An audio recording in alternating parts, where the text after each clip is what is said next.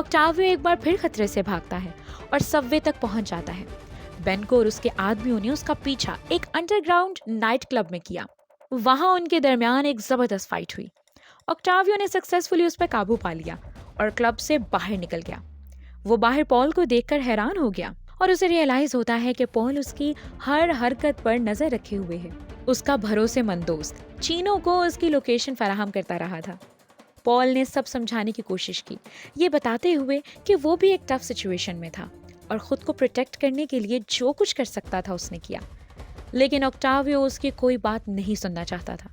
After all ये सब Paul की वजह से ही हुआ था कि गैम्बलिंग माफिया उसका पीछा कर रहा था। पॉल वहां से चला गया और ऑक्टावियो अपने पेरेंट्स के घर पहुंचा। उसके पेरेंट्स ने जब उसके गहरे जख्म देखे तो वो बहुत परेशान हो गए। 60 मिनट्स देखने से हमें पता चलता है कि ऑक्टावियो का मार्को के साथ कोई फॉन्ड रिलेशनशिप नहीं था। May be